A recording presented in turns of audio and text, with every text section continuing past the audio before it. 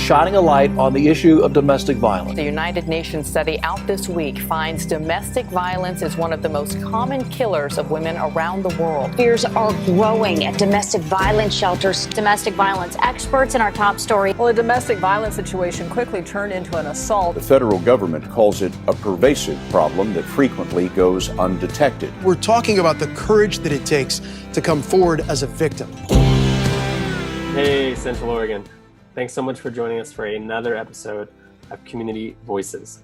Today we hear from two of our board members, actually, Aaron Brenneman, a local attorney, and Cheryl Parton, who is the editor at Bend Lifestyle Magazine. They both share their why. Why do they serve on the board of Saving Grace? There are so many great nonprofits in this community, so they'll share their story. Why pick us? As we always like to say, someone who knows someone. No, that's not what we say. We say everyone knows someone who knows someone who has been impacted by intimate partner violence and sexual assault. So they'll share a bit about that. But first, I do want to thank one of our annual sponsors, and that is On Point Community Credit Union. So check this out. I'm going to share my screen with you. On Point was one of the first companies to say yes to our Life Without Violence, It Starts With Me campaign. So they ordered shirts, they put their logo on the sleeve, and they show their community that they stand for something. And this is no more pertinent than right now, than today with everything going on, right? So they did this photo op for us, some of the staff here in Bend. And more than that, it's clearly part of their culture. Here's their website. It lists all the different ways that they give back in all of their communities where they serve. And I love this, especially community is more than a place, it's about people. Couldn't agree more. If you need any banking help, loans, it looks like they got today's rates up. Stop in at On Point. Their branches are open. Their homepage, you can click to find their nearest location. We've got the web address here on the screen. So thank you. Thank you, On Point, for caring about a life without violence, for making that more of a reality with us here in Central Oregon. So without further ado, here is episode 5 with Aaron and Cheryl. Thanks for joining us. So I have Aaron Brenneman with me. He is a local attorney, but he is also a board member of Saving Grace. And he has been for quite a while. So without further ado, Aaron, please introduce yourself. Tell us who you are. Sure. Thanks, Ryan. I appreciate you having me here today, albeit remotely over Zoom, as our circumstances are. So, my name is Aaron Brenneman. I'm an attorney here in Deschutes County. I've been in practice in the legal field since 2000, doing both prosecution and criminal defense at various times in my career. So starting out, I started as a prosecutor in the Crook County DA's office in Prineville, right out of law school. And that's kind of where I cut my teeth, handling all kinds of cases, but including domestic violence. And that's actually where I really started to learn about domestic violence relationships, intimate partner violence, and started to get educated about those issues. I got involved actually with Saving Grace back then. It was about 2001 when I became familiar with the organization and actually served on a council in Crook County with folks from Saving Grace. It was the Crook County Family Violence Task Force. Eventually became co-chair with Rebecca Swearingen on that task force back in, I think it was 2002 or 2003, working on some of those issues. And actually, my wife was a hotline volunteer early on when we moved to Central Oregon for, I think it was about 2 years.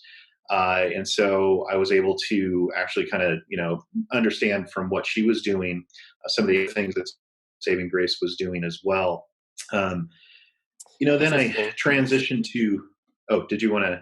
Yeah. Can I ask you a question about that? Because I'm sure, as it happens with married couples is your wife does a call and then she's like, man, that was a hard call. And without breaking any confidentiality or being identifying, but I'm sure, to share like, man, that was really hard.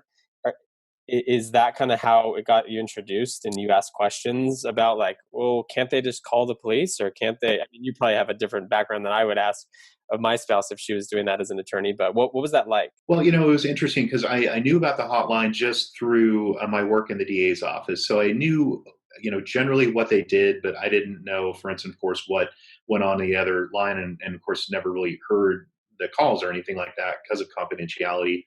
But just, talking generally about the impact of that and, hearing stories of survivors and what they've gone through, that certainly impacted me and, how I wanted to try to remain involved with Saving Grace. I mean, there was a hiatus period where I went into private practice uh, in Bend. Way back when, about 2003 or 2004, handling criminal defense cases. But the interesting part of that is that I would not only represent defendants, but also try to refer people to Saving Grace for counseling in regards to survivors. I knew a lot of people in the community, and people would reach out to me, even knowing what I was doing as a criminal defense attorney. And so I was always, more than happy to make those referrals, knowing, the impact that Saving Grace can have on people, survivors who need services. So that's really kind of the impetus of how I got to know Saving Grace and how I started working with Saving Grace. But there were a lot of things that I had no idea that they did. I don't remember when Mary's Place opened, and I should know that, but that was one of the services that I didn't know about until later on in my defense career. I didn't do domestic relations law, so I didn't really have any experience with people that needed the custody exchange. But as I continued in my law practice, became aware just working with the court system, having been involved with the local Public Safety Coordinating Council as an appointed defense attorney member to that, the importance of that program, for the community and the court system. So I educated myself, and inevitably, when I made the switch back to prosecution in Crook County, so that was back in 2010. I joined the Crook County DA's office again, but as their chief deputy district attorney. And it was at that point that Saving Grace approached me to become board member. And I was more than happy to do that. Because even though I had been in private practice doing criminal defense for about 7 years, Saving Grace has always been, close to my heart as far as what they do for our community. And if I could be a part of that and try to help in any way, I wanted to. So I think I joined the board of directors I want to say it was 2011, and have been a board member off and on since then. I had just a period of time, I think about a year and a half, maybe 2 years, that I think it was a year and a half that I was on hiatus just because of my workload and things of that nature. Had to take a break, but Sure. Yeah. rejoined. So it was really joining Saving Grace again as a board member that I felt like I could have hopefully an impact in the community and help put Saving Grace. It was obviously already a well-known organization, working with survivors, working with the court system, with our partners in community justice, doing whatever I could to put Saving Grace forward. And that's just because Saving Grace is an amazing organization that helps a lot of people, and I just was hoping that I could be part of that. Yeah, that's excellent. And it's, I mean, I always find it interesting when someone asks, what do you do? And I say, I work for a local nonprofit. And if they're really interested, they'll say, which nonprofit? And I'll tell them. And they're like, oh, that's so great. what do they do again? That's not always the case. Sometimes people are very Right. familiar, but when they're not, and I tell them, it's domestic violence related services is what I typically say. And then they'll say, oh, that is such important work.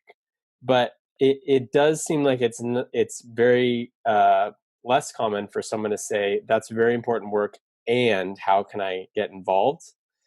To the point of becoming a board member or a donor, or shopping our wish list on our website, that we update weekly with very practical needs that someone can meet. So to serve on the board, even if it has been off and on for 9 years, is super admirable. And I just wanted to take this opportunity to thank you for that time that you've given us. Oh, it's been my pleasure. Like I said, Saving Grace just does so much for so many people. Whatever I can do to help with that, it's my honor and privilege to do that. Yeah. Well, thank you. Um, so let's see, where did I want to go with that? I feel like there's so many different ways we can go about it. I guess in my mind, um, I have a few reasons if someone were to ask me why work there. For me, it's not just a job. I have some personal connections to our mission. I have 3 kids, that are young, and I want to ensure that they feel empowered, with as they grow up. But what's kept you real captivated over the past 9 years? Yeah, and I think that started early on, but relating to my kids. So when I was a young prosecutor in Cook County, handling one of my first domestic violence cases in criminal court, and meeting with the survivor and her son who had witnessed the assault, I was so taken aback, and I didn't have a lot of experience with how it could affect kids.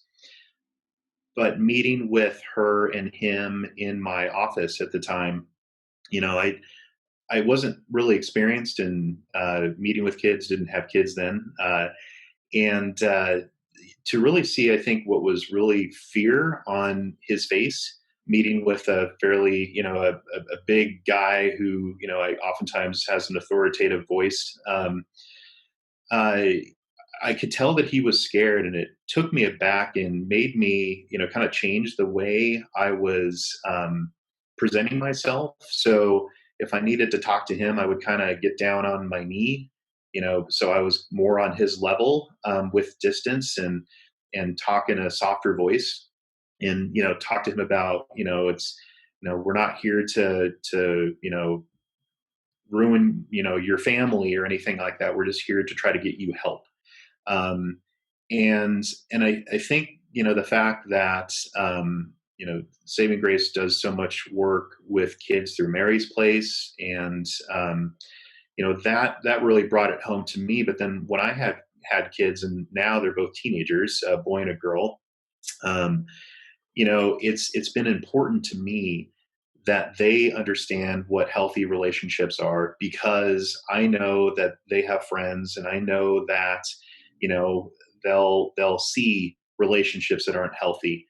And I want them to have whatever tools they can to not only maybe help their friends, help them get resources, know where to find help and seek that, um, but also for them to know what's healthy and what's not healthy, that they understand that they don't have to be subjected to things aren't right, that not to be treated well. Some people don't know what that means. It unfortunately is generational in a way. If you grew up with, whether it be violence, emotional, physical, or at least witnessing that, oftentimes in the studies show that those people are more apt to act that way as well. And so it was just important to me to make sure that they understood that there is not only help out there for people they know, but also then what is right and what's wrong. Um, and that's one of the reasons why I'm involved, and that's a big why as to why I'm involved with Saving Grace, is that impact it's had on me and my family, and just putting them in the best possible position, to be healthy in life.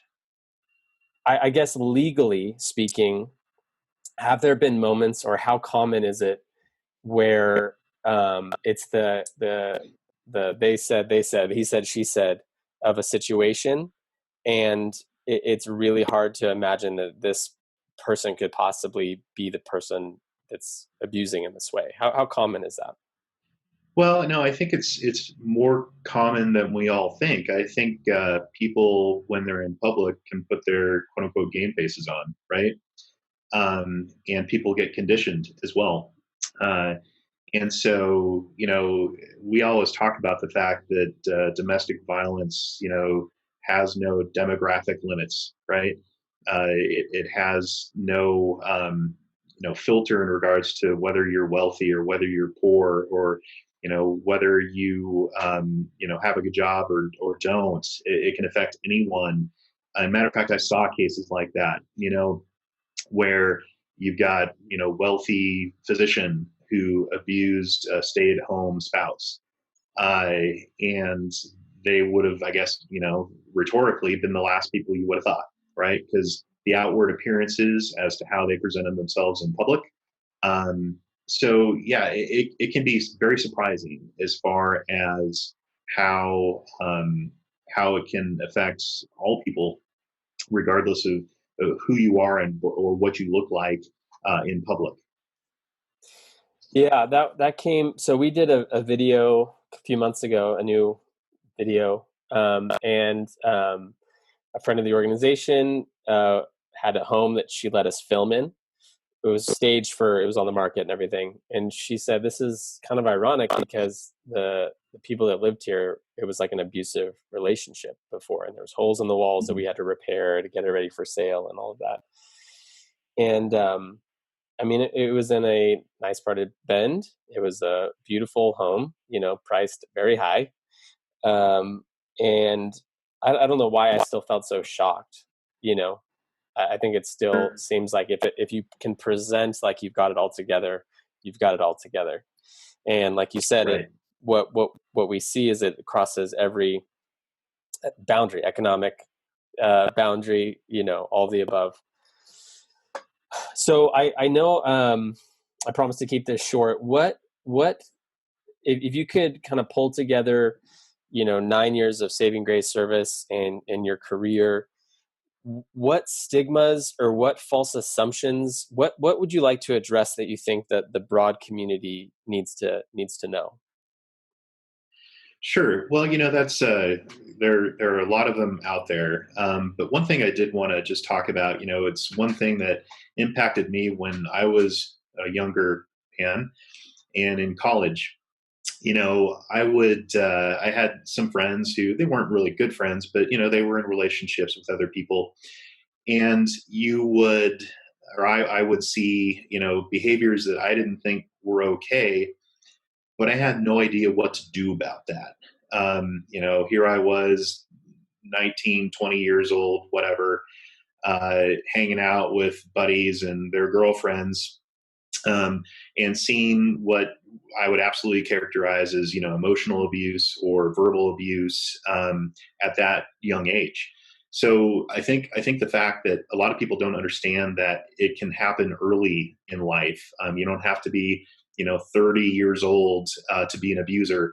It can start early in younger relationships. And uh, you know, one of the first reactions a young man might have who wants to involved in that is like, oh, well, I'm going to go take care of this. I'm going to go fix it. I'm going to go confront the person that's doing this. Um, that I've learned since, of course, better tools in regards to how to deal with that when you see that in public. But yeah, I think that's one of the issues that a lot of people don't think about. The fact that people, I think, assume that it's an older issue, middle age issue, whatever it is, and it certainly isn't. It's prevalent across all age groups and absolutely affects young people.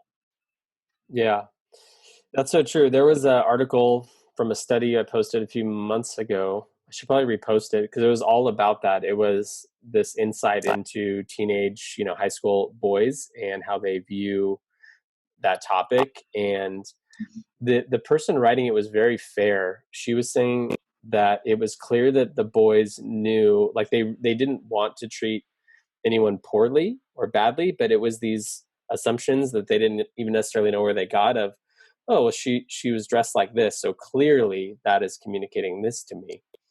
And Sure. it was very alarming, and but something that was just it was it wasn't like anyone taught that to them. It was just part of the culture. I don't know. So it was very interesting. And we have our youth violence prevention curriculum that we do in local high schools. We have a page on our website all about how to intervene. And I think for me, a personal story is when I was having a conversation like this with a friend, and I don't think he realized, when he said like, well, yeah, when they dress a certain way, what do they expect or something? And that I was like, oh my gosh, this is like a sudden random opportunity to either keep my mouth shut to because it's awkward, or to say like, well, actually, and take that as an opportunity to talk about what's behind that, and where did you get that? Why do you think that that's then justified? Yeah, and I think it's you're right. It's about being able to educate people, and taking those opportunities when you can. Well, thanks again for doing this, providing some insight based on being a dad, being an attorney, Yeah. being in the community for a long time.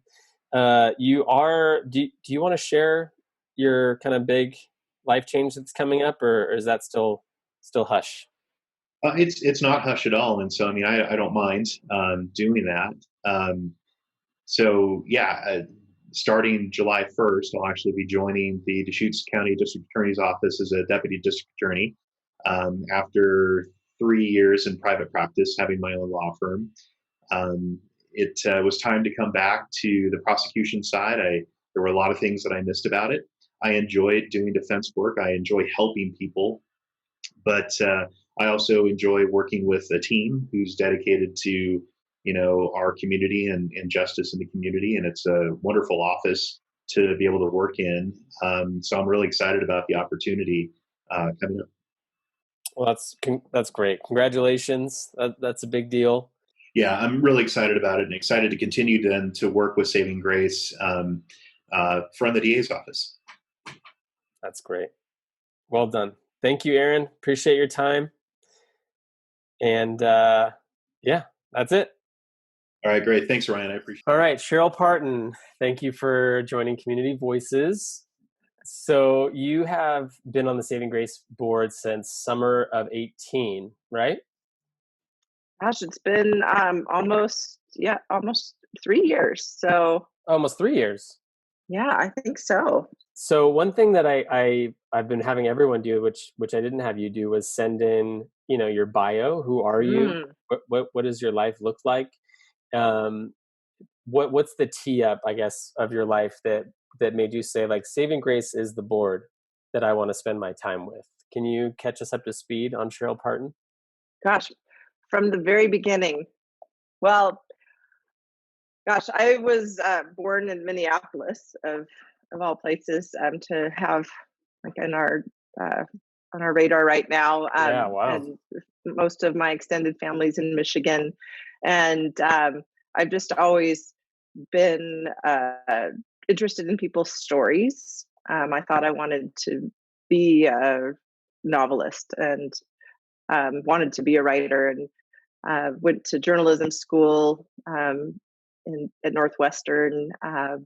That's fast forwarded a few years, but basically always just really pursued people's stories. At Northwestern, worked the beat downtown Chicago with new mayor Richard Daley, having just been sworn in, and just very exciting to be on the streets, and stepping into the shoes, just even for 30 minutes or an hour, of someone very different from myself.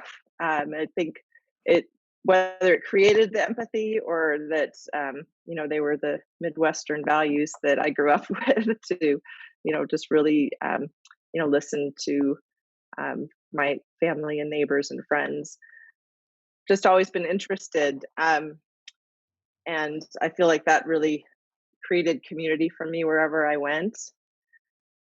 So we have been in Bend, our family, for 20 years. And I continued with the thread for myself in storytelling, just through my work in publishing, newspapers, magazines, and currently at a local publication. And for me, Saving Grace was a landing point because it really was this intersection of a place where you've done such a good job at listening, hearing about violence in the community, and Saving Grace answers with help and support.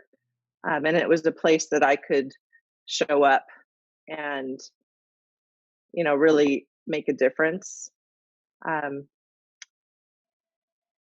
so I'm a real believer that we can make a difference in our individual actions. And for me, it's listening, helping tell other people's stories, and doing the work. That was perfect. And it made me think, there's that 7 Habits of Highly Successful People. Have you read that one? Not a fun novel, but what it made me think of, and this is something I've never really thought before until now, but you are definitely someone who practices whichever habit it is, which is to seek first to understand rather than be understood. Which is such a big part of storytelling, because you cannot tell someone's story, faithfully. You can't tell it well if you're not understanding the whole thing. We've probably both been quoted in news articles where you get misquoted, and it's just plainly clear that they did not understand where you were coming from. They did not understand what you were talking about, and so they just kind of winged it, and everyone's confused. But you, that's something that I see in you, and a value you clearly bring to Saving Grace, and how I see you conduct yourself in board meetings. This may be a silly question, but and you really want to understand whatever it is that's being discussed. So I really appreciate that about you. Oh, thanks. Well, I really don't believe there's such a thing as a silly question. I mean, I think we're the biggest fools if we hold ourselves back at the risk of appearing foolish. Chances are, if you have a question, there's someone else in the room that has the same question. And the subject of domestic violence and intimate partner violence, it's for a long time been a subject that people have had a lot of questions about, but it's shrouded in either fear or the belief that, well, I should know more about this. Of course I should know what happens in my community, and people really are afraid to appear like they don't know. So I think the minute that we can start asking the silly questions, like the recent video that you produced, why don't they leave? I mean, those are the very, very basic things that you may think like, wow, why don't people just leave? But I can't ask that question.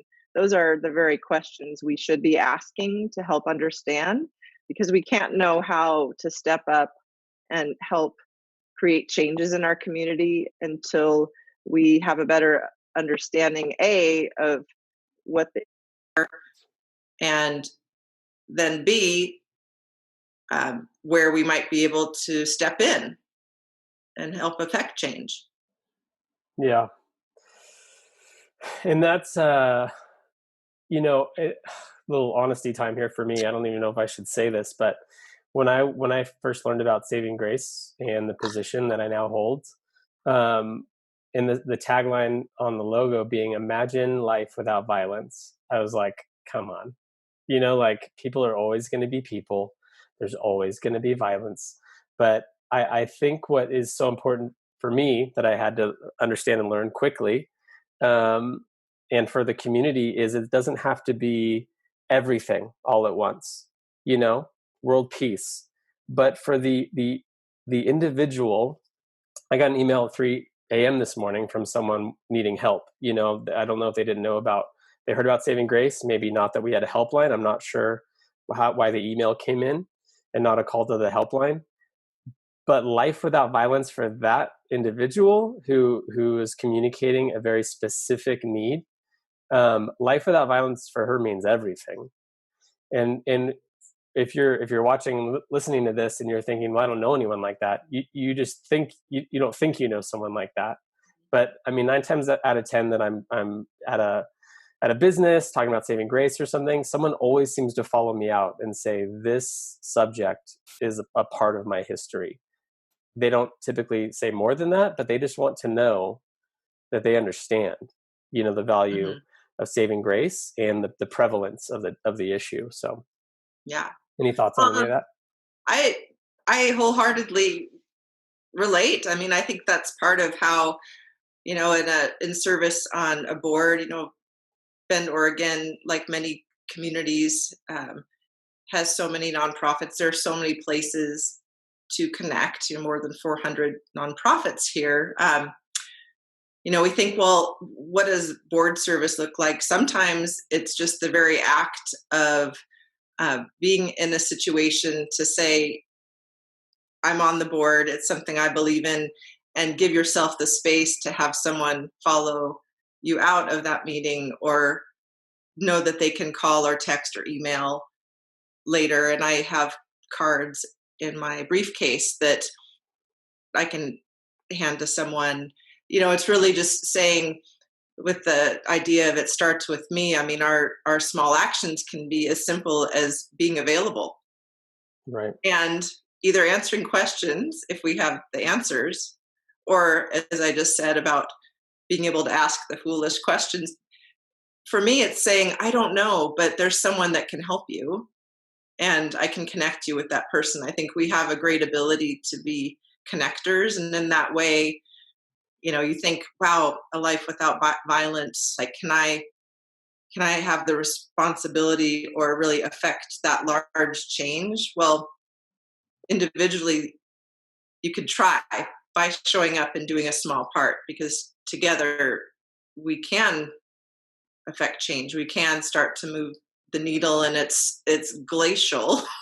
We may not see it, I hope we do. I hope to see it in my lifetime, and for my kids to see, like, wow, this is something we began to change. But what's that phrase I tell my kids with their sports? It's an analogy. You miss 100% of the shots you don't take. It's like, our option to sit and do nothing, we surely will not affect change by sitting on the sidelines. Yeah. Man, that's good. Cheryl, you're a wealth of wisdom. Is there? Oh, no, you really are. That's really good. And it makes me think of, there's like, my kids are now finishing up 3rd and 5th grade. I have boy-girl twins, and they have like wrestled and fought and played their entire life. But as they've gotten older, and if my son is like, either one of them, but usually it's my son, I guess, he'll be tickling, or it's like escalating, and they're playing, and his twin will still be laughing but starting to say stop. You know how that happens? And it's like, stop, and then it's like, no, really, stop, but he's still in like, oh, but we're having fun. And so taking that as an opportunity, not over the top, but just in those growing up moments, to say, like, no always means no. Like, when someone says stop, you stop. I'm just hoping it's like something that sticks, because clearly I'm not connecting this to anything inappropriate. They're just kids being kids, but I'm just wanting to plant that seed in him of like, no, consent, watching for cues when someone's like, because the kids are always confused when someone's like, but they were laughing, like, why were you laughing if you were? It's like, as people are uncomfortable, humans are weird, or we don't know how to handle awkwardness, Anyway, I'm rambling now, but I think it is in the moments that life without violence, it's in the small moments of life without violence really matters, I hope is what you were trying to say, and I backed up in the line. Absolutely. And, and a lot of it, like you were saying, with kids, raising kids, and doing the work that you do, we say, like, oh, it's a teaching moment, and I can bring this back to consent. And you say, like, wow, okay, we have a 7-year-old or a 10-year-old. what are the ages that these are important things to teach? Well, whether we use labels that we have in trauma-informed work, in the area of domestic violence that Saving Grace works in. I mean, that language may not be appropriate for Right. kids, but the modeling of respect and listening and back to respect. I mean, we still have to just model and teach all the time that it comes back to some of those basic boundaries, and and that goes beyond consent to a sexual relationship. It goes to respect of the sexes, of a difference of opinion, of and differences of skin color. We all need to just have a basic level of respect for each other as human beings at all ages. Yeah. You mentioned that learning about Saving Grace, violence in our community, in homes and the intimate partner setting, sexual assault, you became aware of it. And so that was one reason you picked Saving Grace. But is there anything more specific, maybe for you personally? Not that you have to share the personal thing, but I mean, you could have just sent a check-in learning and caring about what Saving Grace does, but why join the board? Why make that commitment? Well, I think you're right. We all get to a moment where we take action in areas that are most important to us. And I think reflecting back on my childhood and young adult life, I feel like I was very lucky in that the instances where there was a fine line to be crossed, that I escaped violence or situations that could have really sent my life onto another trajectory. And unfortunately, fortunately for me, now I look back and think, wow, I just got lucky because I have very healthy relationships in my life that are supportive.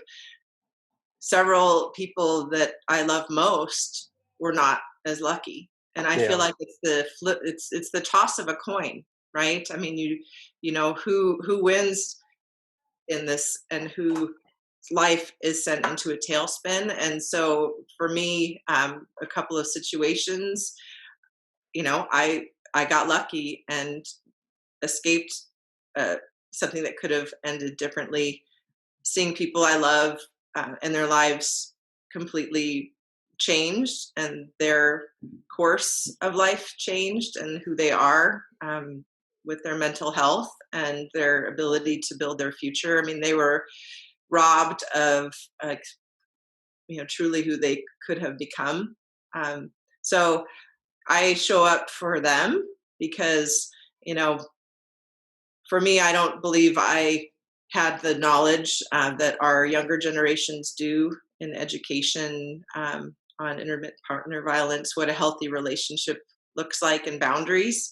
I just was happy-go-lucky, but we need to have the power and teach that these are our lives to stand up for. If we don't, who else will? Yeah.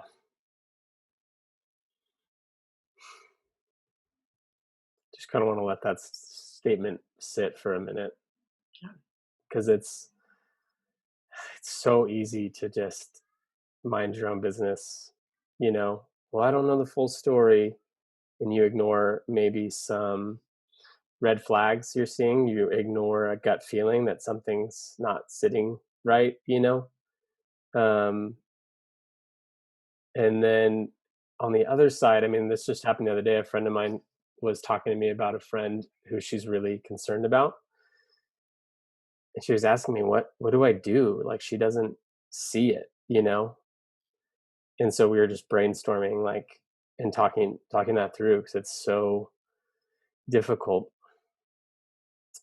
So thank you. That was really well said. Kind of going back to, and as we wrap up, I know your time is super valuable. And we got some sunshine left before a rainy weekend, it looks like. So but about your passion for storytelling, it makes me think of the number of stories I have read, or the benefit of the "why I didn't report" hashtag on Twitter, and being able to read just a snippet, just the 140 plus characters of someone sharing, like, this is why I didn't report, and getting a sense of maybe what the numbers really are of sexual assault specifically. Um, the number of people who don't believe, the number of people who maybe believe you, but then choose a very shameful response. Well, I told you you shouldn't have worn that, or I told you you shouldn't have this, or, and then there's the individual is left with just a ton of new emotions that they didn't have until you added that onto them. So I don't remember where I was going with that, but I'm just glad that you were on the board in that regard, because you have helped me from like an artistic standpoint with like the importance of an image, and then how if any portion of retelling someone's story that they share with us is confusing, or like, we need to be true to them as an individual, and then because the value of that to them for one, but then the value of the community at large, who maybe this hasn't impacted them personally, this story can. And I think for us at Saving Grace, that's the majority of the battle. If you can read this story and understand some part of intimate partner violence or sexual assault that you didn't before, then we're doing a good job. Yeah. Well, and I think the statistics, like you say, are so important to really to think about and really sit with, because when the numbers say like 1 in 4 women, 1 in 5, including men, is that correct? Yeah, depending on which stat you look at, Yeah. one in I mean, if we want to say 1 in 5, I don't want to discount that violence, doesn't affect men as well. I mean, right. But really, if we just sit with this idea of 1 in 4 humans, and we look at our workplace, we look at our dinner table, we look at our children and their friend group. I mean, this is where we say we don't know who this is affecting. It doesn't affect us personally, but the truth is that it does, and it will. So the more that people are able to share their stories, I think in reading them, we can start seeing that they are also unique. They are also different, that violence shows up in different ways, that it's not maybe classic that you would see in a drama on television. I mean, emotional, physical, Right. even financial power abuse, like things that are being held over people to take away their power. There are so many different ways that domestic violence and intimate partner violence affect us. So stories are a way that we are able to learn, and not just about ourselves, but so that we can empathize and see maybe some of the signs around us and the people we care about. Right. And again, then being open to help, to step in, either with an intervention or just an ear of kindness. Yeah, that's well said. I'm trying to Google. I mean, depending on which national organization you go to, the stats do read a little bit differently. But we do have some of that on our website if any of you watching or listening are curious. One thing that is helpful, either for yourself listening or watching, or someone is there is a list on our site. If you go and click on our helpline, and it starts with, does your partner blank prevent you from leaving the house, getting a job, or continuing your education, destroy your belongings, make accusations that you're having an affair, insult you in public or private? There's just a whole list of things. Because one thing that we've heard, Cheryl, I know you know this, but it is a number of our clients or former clients have said, oh no, am I glitchy? Am I coming through okay? Okay. A number of clients or former clients have said, I never would have said like I was in a domestic violence relationship. It was just the dynamic. It was just how they are. It's just how he is. It's just how she is, whatever. But if you go to our website and you go to that list and you're checking boxes of things, and it's maybe the majority of the list, or there's even a few, just take note. It doesn't mean anything serious necessarily, but let it just be a gauge. I mean, if we have to ask ourselves, is this normal? Is feeling this way? Like if you're feeling like something's been taken from you, I mean, it could be a feeling of like your self, whether it's self-esteem, self-respect, let alone the number of things that physically can be taken from you by harm. Mm-hmm. Right. You have to ask those questions. I mean, that in itself is an answer that you may need support. And, that's why I appreciate in the new chat line format. I mean, there are ways to even ask the questions, and there are no silly questions. I mean, right. Asking, is this healthy? That your answer may be there. And in taking the action, that's such a huge step towards, understanding your relationship and how you can support yourself and your family with help and your partner. Yeah. Yeah. Something you said too, maybe this can be our ending, is I'm so glad you mentioned a couple of close calls that could have changed the trajectory. And for some people, it did. And I know people like that as well, friends, people I really care about. And that is, what we now know in recent decades, that what trauma does. The Body Keeps the Score is a book that we lean to a lot to see how it's not just a get over it. It's not just the put it out of your mind kind of mental, trick when you've experienced some kind of trauma. And so whatever trajectory, something that almost happened, did happen, there's help for that as well. There's just, Saving Grace has great resources. Our counseling center, for one, support groups for two, that so many have communicated to us the value of. Even if you're not saying anything, even if you're just going and sitting and listening to the others in the room, how beneficial that can be. So, man, I don't know why.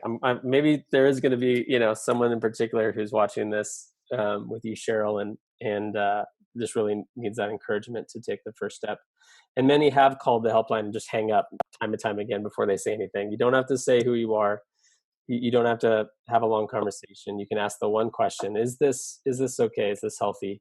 And then hang up if you want. So, Cheryl, thank you. Sorry, I feel like I steered more than I intended to, but I always appreciate conversations with you. Oh, no, it's always a pleasure talking to you, Ryan. And thank you for all the work you do for Saving Grace and for the community. And as a dad, there's a lot we're having to hold up right now in this world. So it's a lot. Thank you for being there, doing the work. Thanks. Thank you as well. Appreciate it. Learn more about us at saving-grace.org. Thanks for joining us.